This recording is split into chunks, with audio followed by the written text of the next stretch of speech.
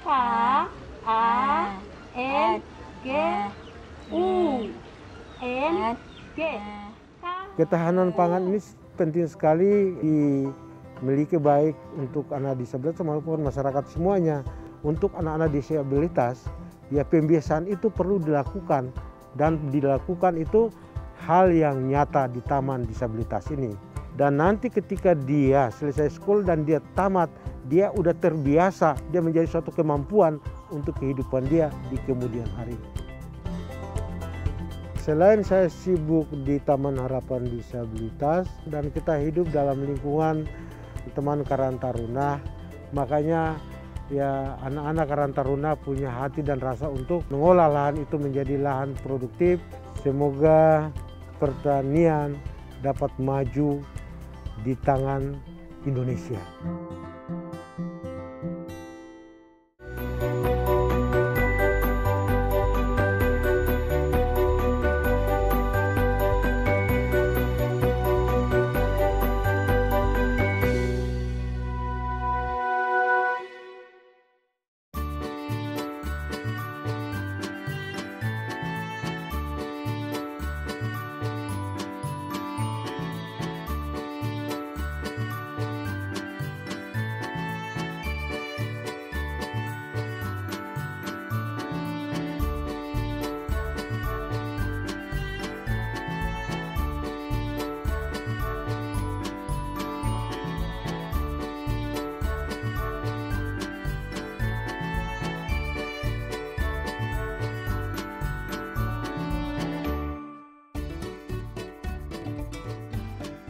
Coba tulis kangkung. K A N G U N G. Kangkung. Jadi kedua tanaman ini proses pembibitannya itu sama. Disiram pakai air 2 kali, yaitu pagi dan sore ya. Nah, sama tumbuhan dengan manusia itu butuh air ya. Kalau kita nggak mandi kering. Sama ini juga kalau nggak disiram mati ya.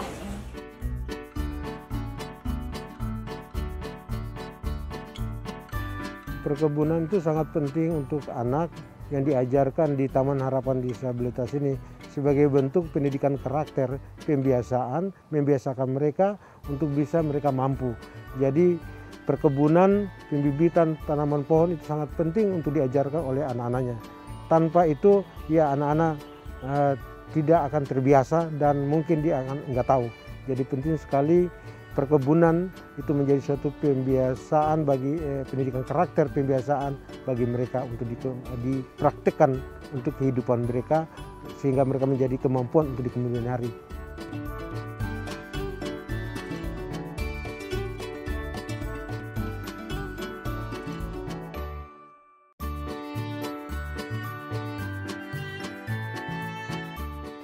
Ya seperti ini, ya kita ambil nggak boleh ya pelan-pelan jadi akarnya, ya jangan sampai ini. Nah, kita cabut akarnya, jangan di ini, akarnya mesti harus terangkat.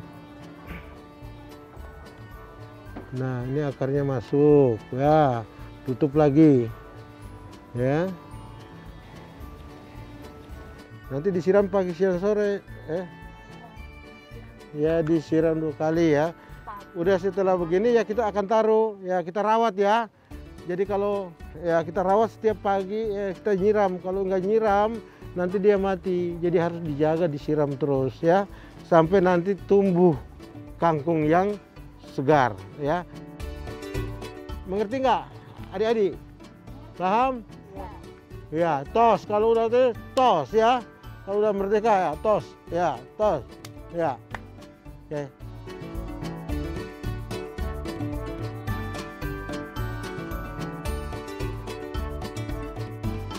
Ketahanan pangan ini penting sekali dimiliki baik untuk anak disabilitas maupun masyarakat semuanya.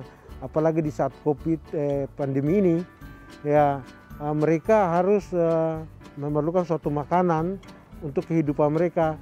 Ya kalau mereka tidak ada makanan, ya mau kemana? Jadi bagaimana memanfaatkan lingkungan yang ada di sini dengan menanam pohon-pohon yang ya tanaman-tanaman yang ada bermanfaatnya untuk kehidupan mereka. Jadi ya kalau perlu butuh sayur tidak perlu kemana-mana, tinggal petik di halaman, ambil, masak, jadi.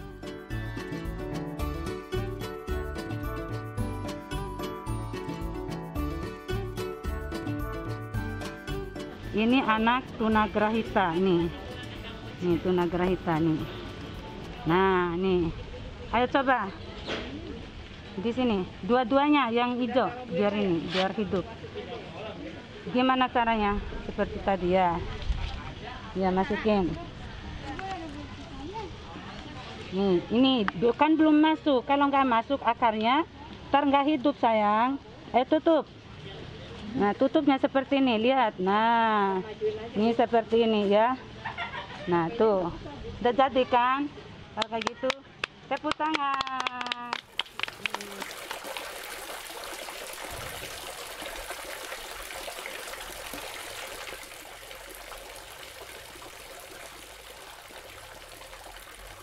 Ini tanaman kangkung.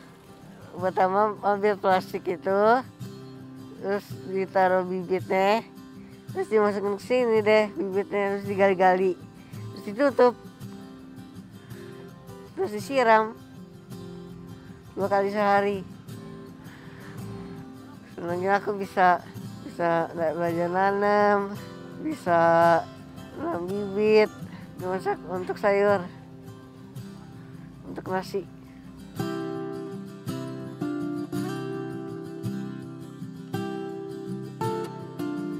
Nah, sekarang kita mau belajar ya bagaimana cara pembibitan terong. Nanti pembibitannya ini ya ditaruh di, ya kita pakai media paralon. Ya ini sepertinya media paralon, dan proses yang tadi Bapak ajarkan itu ditusuk ke dalam, baru taruh pembibitan, harus steril tangannya. Ya siswa penting sekali diajarkan berkebun, karena satu, membiasakan anak itu sejak dini berkebun, karena setiap yang kita ajarkan akan terpatri di dalam hatinya dan pikirannya ya. Jadi membiasakan anak sejak dini akan dia mampu di kemudian hari untuk melakukannya. Ada 2 karakter pendidikan anak ya, membentuk karakter anak, membiasakan anak, karakter pembiasaan, jadi dibiasakan dan akhirnya dengan biasa dia akan mampu untuk melakukannya. Untuk anak-anak disabilitas ya pembiasaan itu perlu dilakukan, dan dilakukan itu hal yang nyata di taman disabilitas ini. Dan nanti ketika dia selesai sekolah dan dia tamat, dia udah terbiasa, dia menjadi suatu kemampuan untuk kehidupan dia di kemudian hari.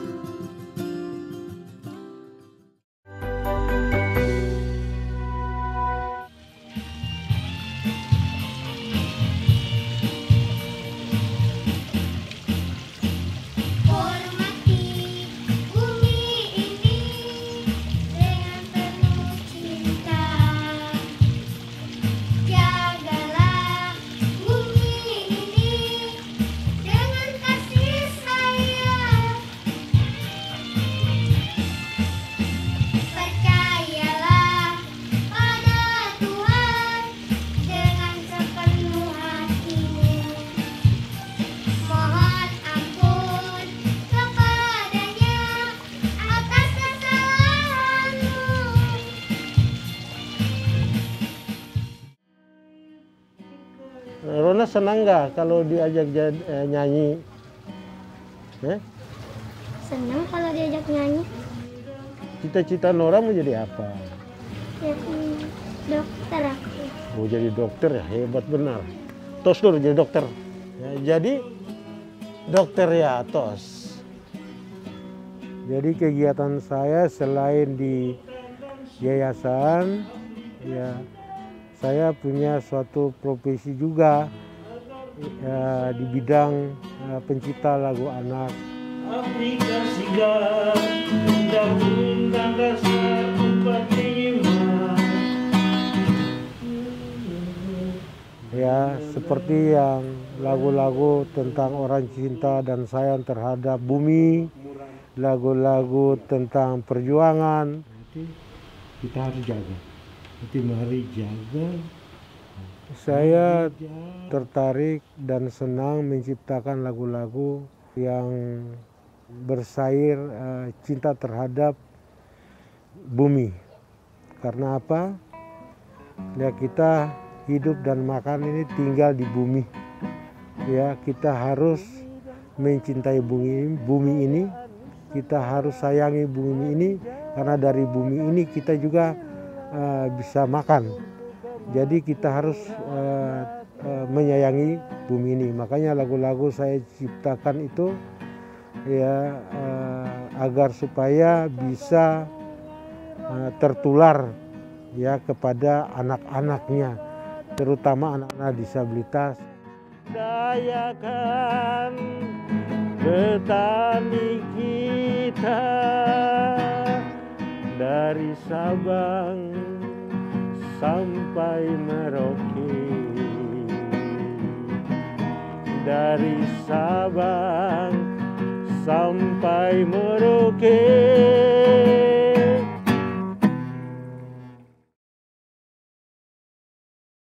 Ya, hari ini kita mau panen hasil perkebunan pohon singkong. Ya, yang kita panen ini adalah daun singkong. Ya, nanti setelah kita panen ya kita akan ya masak ataupun kita akan jual. Ya, kita akan panen yang mudah-mudah. Ya, ambil lihat ya. Nah, coba panen ya. Nah, petek ya. Ya, ini daun singkongnya.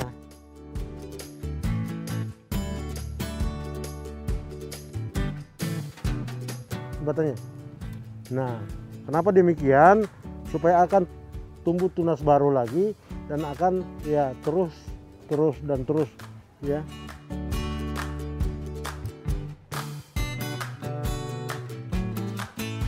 Orang tua saya yang mendidik saya.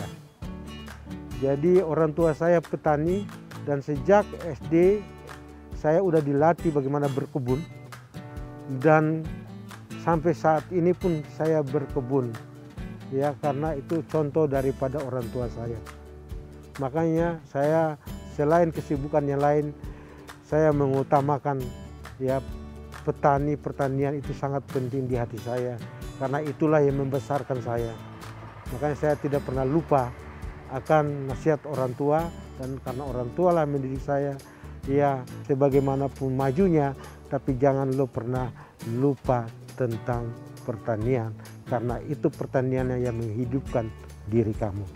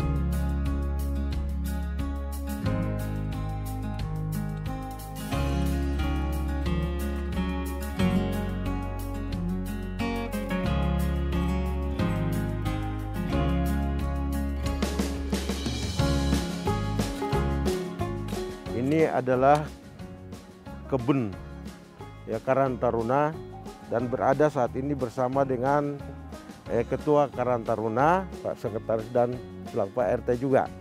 selalu ada di sini, dan kerja keras daripada Ketua Karang Taruna dalam membimbing Karang Taruna, sehingga kita tahu bahwa ya yang tadi lahan yang semak belukar menjadi lahan produktif untuk ekonomi masyarakat di lingkungan.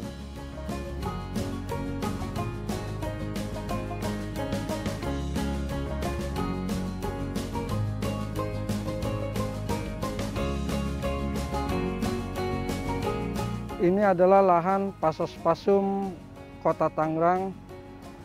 Karena lahan ini tertidur cukup lama, saya dan teman-teman Karang Taruna punya inisiatif untuk mengelola lahan ini menjadi sebuah perkebunan sekaligus destinasi untuk agrowisata Kota Tangerang.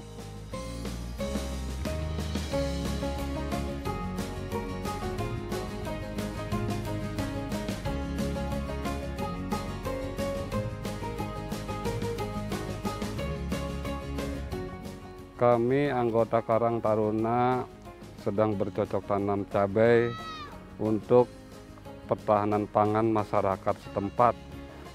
Jadi di sini untuk warga setempat membeli cabai dengan harga dengan berapapun akan kami layani. Tujuannya untuk membantu masyarakat setempat, di mana dengan harga berapapun saya layani, walaupun cabai semahal apapun, Karang Taruna tujuannya membantu masyarakat.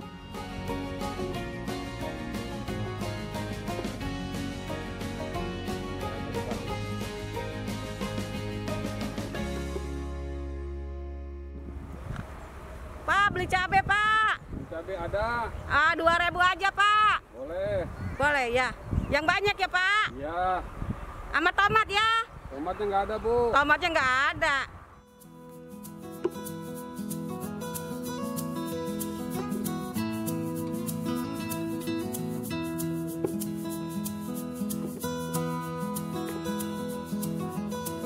Berapa, Bu, beli cabainya, Bu? 2.000. Oh iya. Yang banyak, Pak. Iya.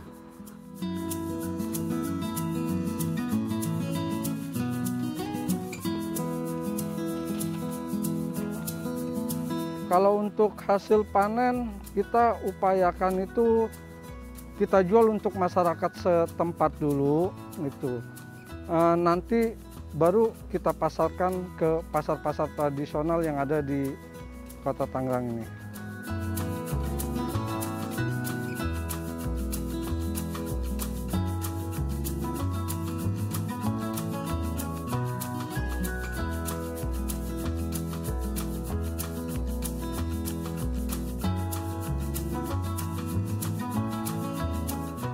Dulu ini adalah semak belukar yang lebat dengan tumbuh-tumbuhan liar, dan kita tanam cabai, ternyata sangat bagus sekali tanahnya itu untuk tanam tanaman produktif seperti cabai, sayur mayur atau buah-buahan.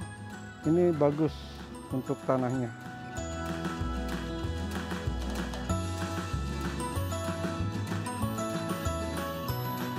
Nah, ini kita lihat pohon buah naga. Ini berumur 11 bulan. Mungkin sebentar lagi kita akan melakukan pemotongan agar bisa menghasilkan timbul buah gitu. Karena yang kita tahu dia ini harus dipotong agar timbul buah. Ini media tanamnya kita pakai sekam dicampur dengan tanah merah. Kita manfaatin limbah yang sudah tidak terpakai, ban-ban bekas ini kita manfaatin sebagai penyangga buah naga, dan drum yang sudah tidak terpakai kita manfaatin.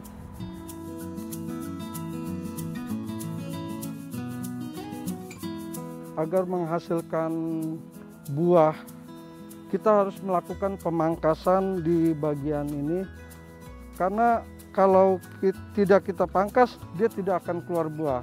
Tapi nanti kita akan coba pemangkasan di sekitar ini agar dia nanti setelah dipangkas dia akan keluar buah. Nah, di sini kita potong di sini. Nah, dan ini nanti bisa kita tanam lagi sebagai bibit untuk bibit yang lain.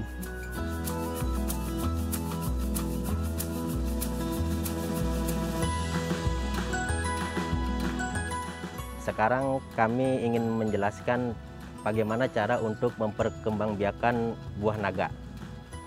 Dicampur media yang ada.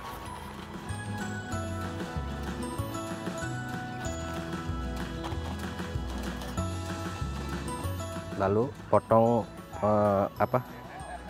potongan pohon naga ini diambil ujungnya sekitar antara 15 sampai 20 cm.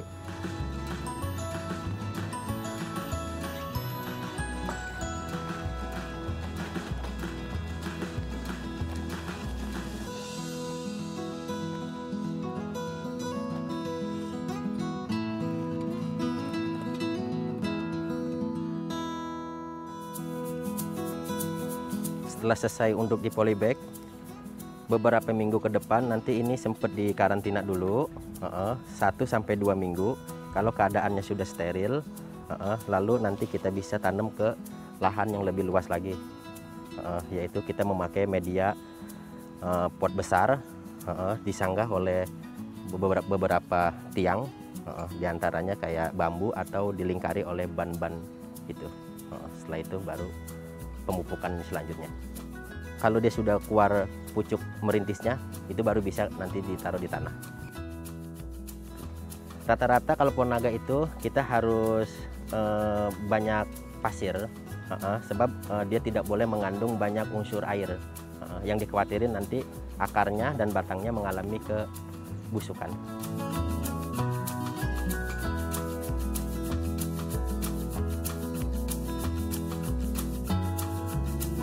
Kita bikin ini enggak mengeluarkan banyak biaya karena kita materialnya ini pemanfaatan dari bahan-bahan bekas dari limbah-limbah sisa pengrajin kusen, yang kayu yang sudah tidak terpakai atau apa, kita daur ulang, kita kelola, dan hasilnya pun sudah menjadi rumah Jepang ini.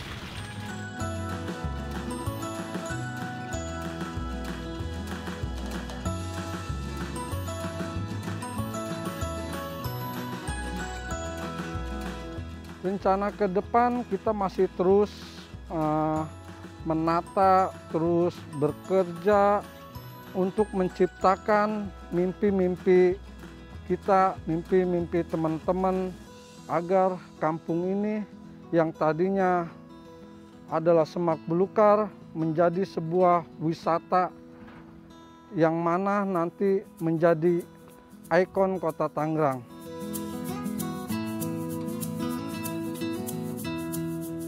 Semoga pertanian dapat maju di tangan anak-anak pemuda Indonesia.